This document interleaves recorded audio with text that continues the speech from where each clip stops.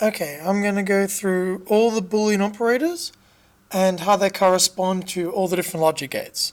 So when we're talking about Boolean algebra, there's basically two ways we can express a Boolean expression. We can either write it out as a set of variables with Boolean operators connecting it, or we can draw it out using a logic gates to create a circuit.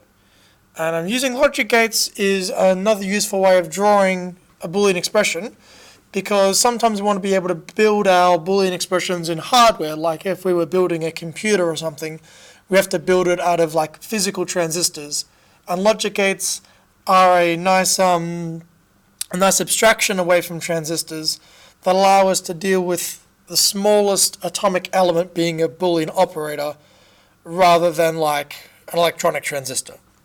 So here are the main Boolean operators you're likely to see. So we have the AND operator, which is represented by a little up arrow. We have the OR operator, which is represented by a down arrow. The way I like to remember these two is I think AND looks like the intersection operator.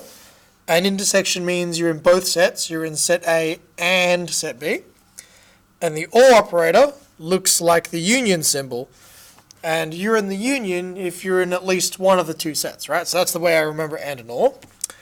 We have the NOT operator, which we draw by a little sideways L, or sometimes we draw it as an overbar. So for example, NOT A might look like that. We usually use this notation, but be aware this other notation exists. We have the XOR operator, the exclusive OR operator, which means one or the other but not both. And that's represented as a circle with a plus. And those are the main operators we want to talk about. I guess there's also the implies operator. We'll get to that later. We'll talk about these ones first.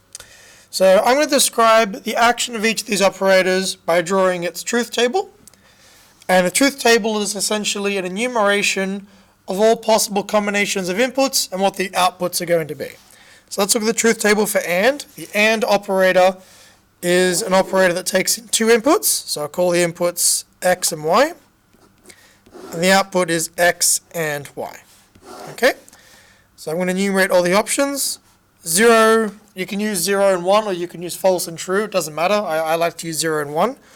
0, 0, 0, 1, 1, 0, 1, 1. 0, 0, 0, 1. Okay?